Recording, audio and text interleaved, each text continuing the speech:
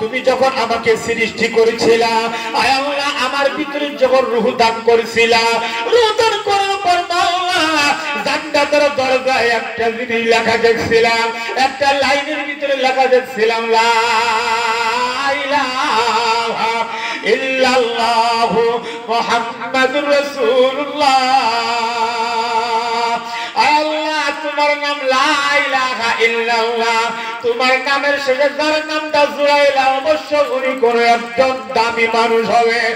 আল্লাহ তোমার নামের সঙ্গে যার নামটা জুড়াইলা ওই নামের খাতিরে তুমি আদমকে মাফ করিয়া দাও।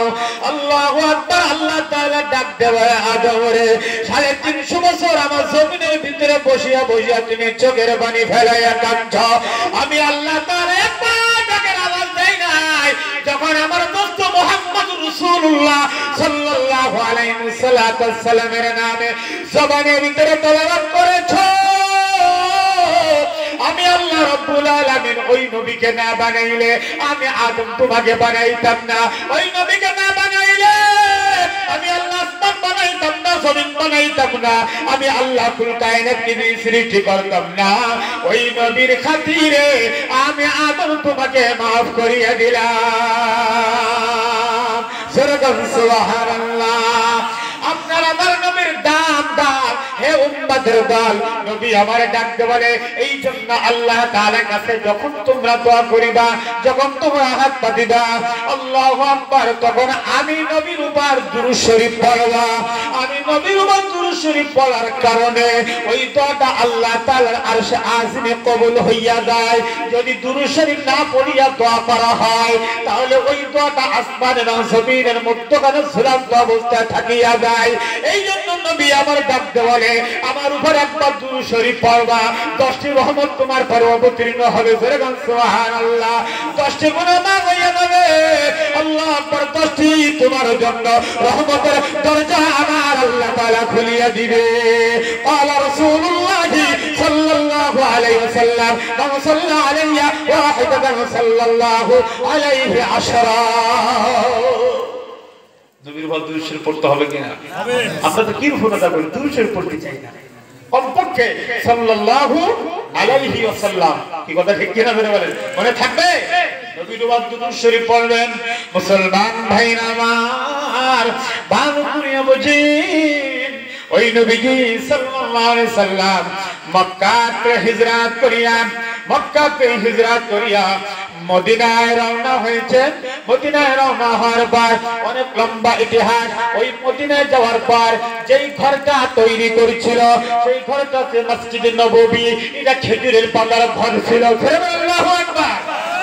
ও মুসলমান ভাই, যখন কোন আমাদের বাংলাদেশ না গোটা পৃথিবীতে যখন কোন মানুষ প্রতিষ্ঠান তৈরি করে সর্বপ্রথম নরমাল একটা ঘর বানায়। আল্লাহ আকবার। এই মহিলা মাদ্রাসা যখন করছিলেন তখন স্বাভাবিক একটা ঘর বানাইছিলেন, এখন আস্তে আস্তে বিল্ডিং হইতেছে। কথা ঠিক কিনা ধরে বলেন? আরে মসজিদে নববী যখন তৈরি হয় তখন খেজুর পাতার ঘর ছিল। সেরকম আল্লাহু আকবার। আল্লাহু আকবার। নবী চলে আসার পর মক্কার অনেক মুসলমান মদিনায় চলে আসছিল। মদিনায় আসার পর হযরত তামিম দারি রাদিয়াল্লাহু তাআলা নামক সাহাবী মক্কা থেকে উনি মদিনায় চলে আসলেন। দিনের বেলায় আসলেন না, আসলেন রাত্রের বেলায়। আসিয়া দেখে খেজুরের পাতার ঘর। এইটা মসজিদে নববী। ঘরটা অন্ধকার, ঘরের ভিতরে কোনো বাতি নাই। আল্লাহু আকবার। ঘরের ভিতরে কোনো আলোর ব্যবস্থা নাই। হযরত তামিম দারি রাদিয়াল্লাহু তাআলা আনহু মসজিদে নববীর সামনে দাঁড়াইয়া বলে, আল্লাহ পাকের ঘরের ভিতরে কেন অন্ধকার, আলোর কোনো ব্যবস্থা নাই? আল্লাহু আকবার। এবং মুসলমান কে তুমি কে? কই আমার নবী মক্কা থেকে মদিনায় চলে আসছে। ওই মক্কায় আর নবীকে দেখা যায় না।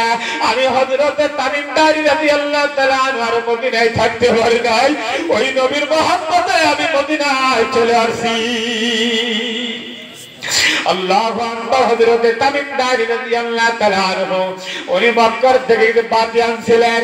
ওই বাতির ওই মোমবাতির কিছু ব্যবস্থা করেছিলেন। মসজিদে নববীর ভিতরে বাতি জ্বালাইয়া দিলেন, আলোকিত হয়ে গেল। আল্লাহর নবী কিছুক্ষণ পর মসজিদে নববীর সামনে এসে ডাক দেওয়ালে মসজিদে নববীর ভিতরে বাতির ব্যবস্থা কে করলো, মসজিদের ভিতরে কে আলোর ব্যবস্থা করলো? ডাক দেওয়ালে ইয়া রাসূলুল্লাহ, ইয়া হাবিবাল্লাহ, মক্কা থেকে এক মুসলমান আসে, ওই মুসলমান আলোর ব্যবস্থা করবেন মসজিদে নববীর ভিতরে। আল্লাহ নবী ডাক দেওয়ালে কে কে আয় আয় আমার কাছে আয়।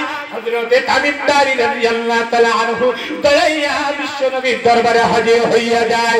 আল্লাহর নবী ডাকতে বলে, তামিমদারি, তুমি মসজিদে নববীর ভিতরে আলোর ব্যবস্থা করেছো, আল্লাহ পাক রব্বুল আলামিন তোমার কবরের ভিতরে নূরের বাতি জ্বালাইয়া দিবে। সেরকম আল্লাহু আকবার। তুমি মসজিদে নববীর ভিতরে আলোর ব্যবস্থা করেছো, ওই মসজিদের ভিতরে আল্লাহু আকবার আলোর ব্যবস্থা করার কারণে আল্লাহ পাক তোমার কবরের ভিতরে নূরের বাতি জ্বালাইয়া দিবেন। সেরকম সুবহানাল্লাহ। ও মুসলমান, এই জন্য আল্লাহর ঘরে দান করলে, এই জন্য নবীর ঘর মাদ্রাসায় দান করলে, ওরে কবরের ভিতরে আমার আল্লাহ নূরের বাতি জ্বালাইয়া দিবে, এর ভিতরে কোনো সন্দেহ নাই। মুসলমান ভাইরা আমার, আল্লাহ আকবার, যেই কথাটি বলতেছিলাম, বিশ্বনবী মুহাম্মদ রাসূলুল্লাহ সাল্লাল্লাহু আলাইহি সাল্লাম সাহাবীদের সঙ্গে দেখা হলো, মুসলমানের সঙ্গে দেখা হলো।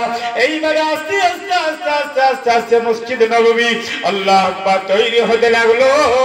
এই মসজিদ নববীর ইমাম ছিলেন সাইয়্যিদিনা মুহাম্মদুর রাসূলুল্লাহ সাল্লাল্লাহু আলাইহি ওয়াসাল্লাম। সরকার আল্লাহু আকবার। মসজিদের যে ইমাম ছিলেন তিনি আপনার আমার নবী মুহাম্মদ রাসূলুল্লাহ সাল্লাল্লাহু আলাইহি ওয়াসাল্লাম। যেইখানে আল্লাহর নবী দাঁড়িয়ে নামাজ পড়তেন, বর্তমান পৃথিবীর ভিতরে যত আলেম উলামা আছে, যারা মসজিদের ইমাম আছে, সেই মসজিদে এসে মেহরাবে নবী যেখানে ডাকে ওইখানে দাঁড়িয়ে মসজিদের ইমামতি করে, তাহলে তাদের ইজ্জত কম না বেশি? কথা বলেন না কেন? তাদের ইজ্জত কম না বেশি? আল্লাহ আকবার। ওই ইমাম সাহেবের ইজ্জত আর সম্মান বেশি, কিন্তু আমরা মুসল্লি সম্মান আর ইজ্জত দিতে পারি না। কথা ঠিক কিনা জোরে বলেন? ইমাম সাহেবের বেতন বাড়াই না, ইমাম সাহেবের লজিক নাই। কথা ঠিক কিনা জোরে বলেন? আছে এরকম? আল্লাহু আকবার। নবী আমার ডাকতে বলে, আলাইকুম বিমুজালাসাতিল উলামা ওয়া ইন্নাল হুকামা। নবী আমার ডাকতে বলে, হে